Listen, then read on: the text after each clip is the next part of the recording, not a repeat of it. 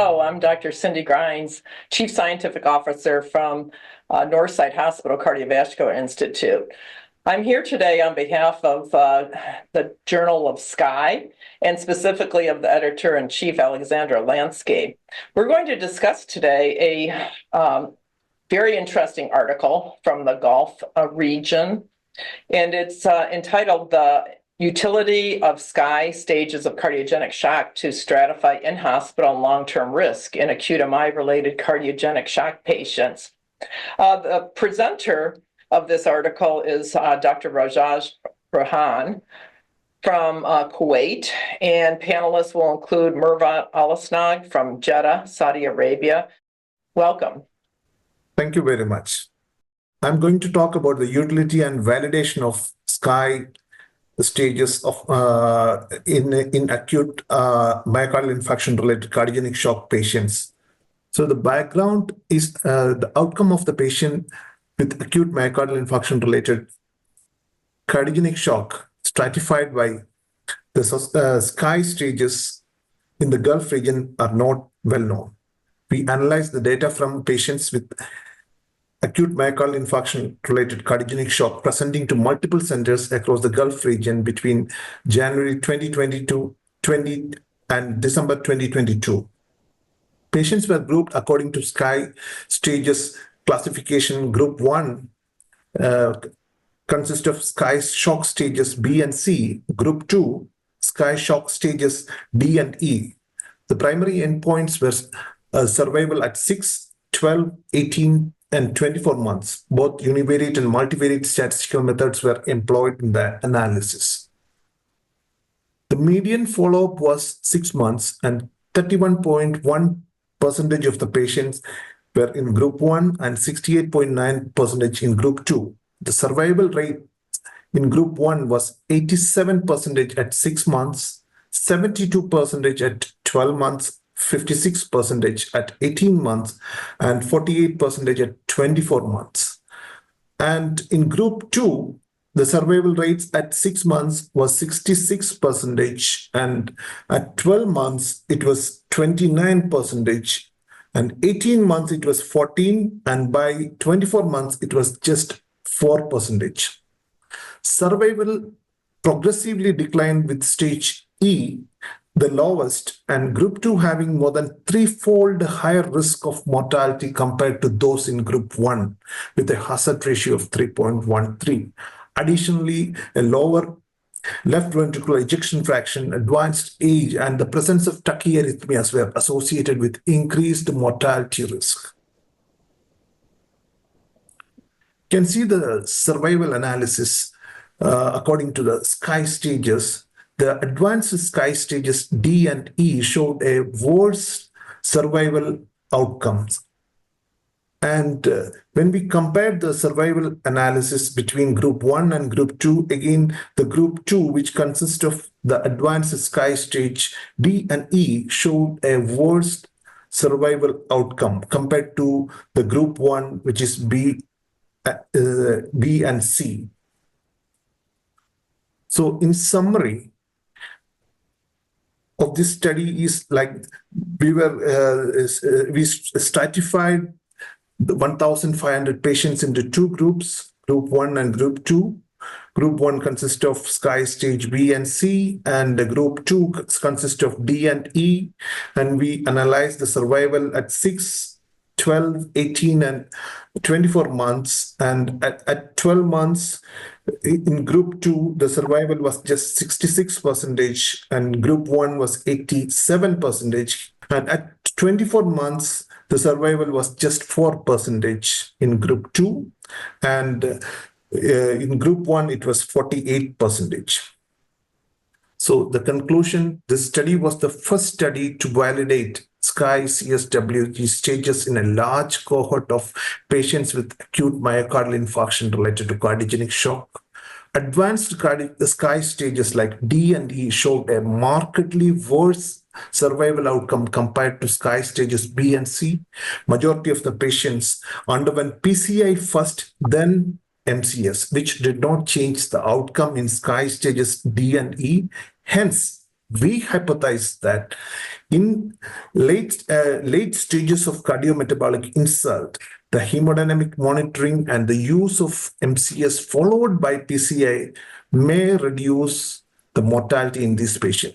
So the identification of cardiogenic shock patients at SCAI stages D and E with early hemodynamic monitoring and treat them aggressively with newer MCS in the early stage may improve patient survival. Thank you.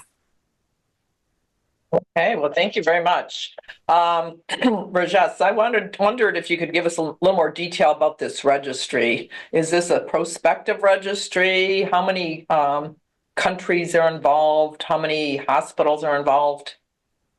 It's a prospective registry from 5 Gulf countries, countries like Saudi Arabia, United Arab Emirates, Qatar, Kuwait, Bahrain. So these are the countries involved, and more than 25 centers were involved. And from over a period of 2 years, we had almost 37,790 AMI patients. Out of that, 4% were had this AMI-related cardiogenic shock. So it came up to 1,500, and from there we stratified this group 1 and group 2. Okay, very, very good. Great registry, by the way.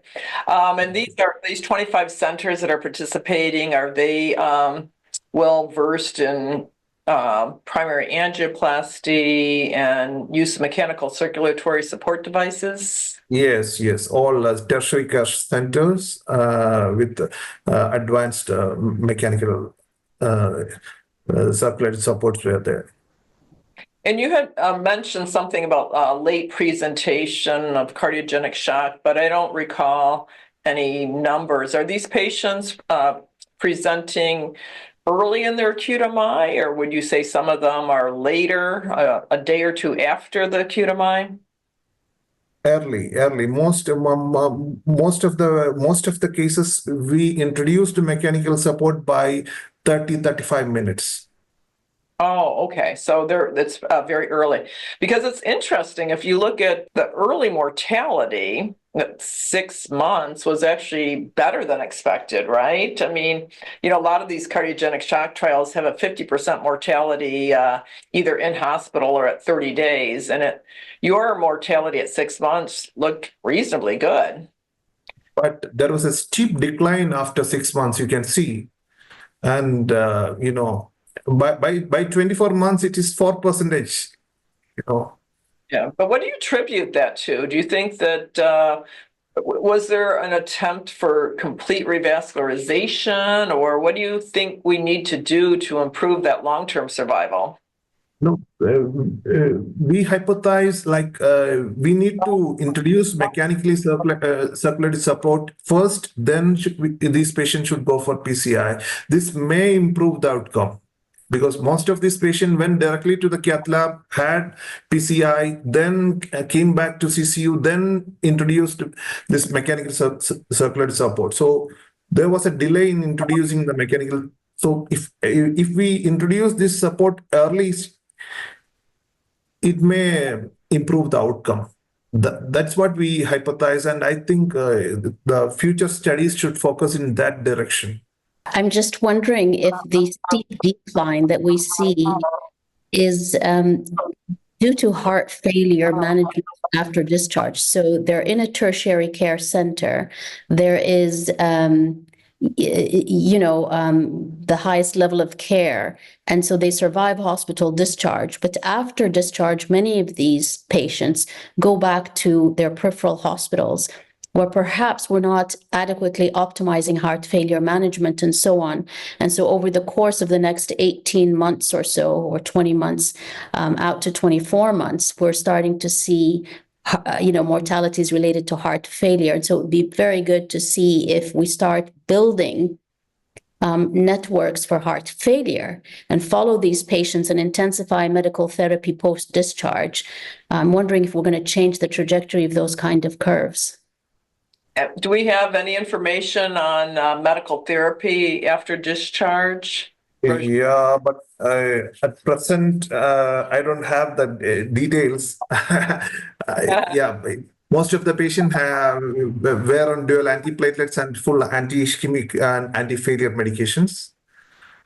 Right, right, but we don't know about the long-term follow-up data. So no, that's very interesting points, and it's always shocking. You know, we do a pretty good job after primary angioplasty. Even in the non-shock patient, we see this drop-off after hospital discharge. So clearly, we need to monitor them more carefully, and perhaps even try to bring them back to the tertiary care center for more intensive monitoring.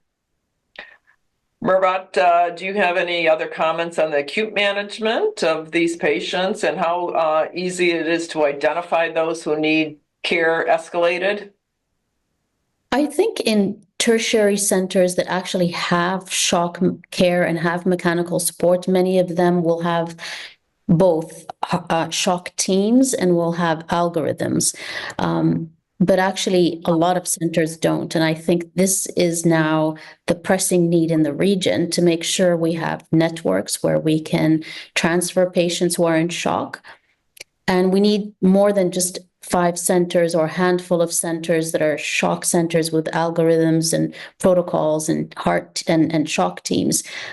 We just need to spread it to the other centers and just work through that. I think that's probably the pressing need at the moment. Right. And have you set up the spoke and hub where you have identified peripheral hospitals that automatically will refer to you and in a timely fashion? So certain areas, for example, Riyadh, which is a capital city, they've done that. They have clusters and they've identified centers of excellence or sort of shock centers.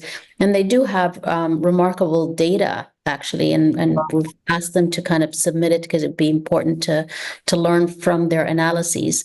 And then they also have some data from pilgrimage where they have to use these hub and spoke system, and they just have to do immediate care and then refer to somewhere else to free up the local hospitals. And again, that kind of a network is very interesting. It's a very different setup during pilgrimage where you're treating 2 million people in a span of 10 days. So it's very, very different, but it's also very interesting. They do set up that kind of system where the acute treatment is given immediately and then they're shipped off for further care, you know, like and hopefully discharge and survival. Yeah, that would be really difficult to manage with so many people visiting during pilgrimage. Yeah, challenging for all of you. Okay, any other questions or comments? Yeah, in this study, 80% of the patient had PCI and 10% had CWG and 10% received medical therapy. So the medical therapy may have included thrombolytics? Very few had thrombolytics. Okay, gotcha.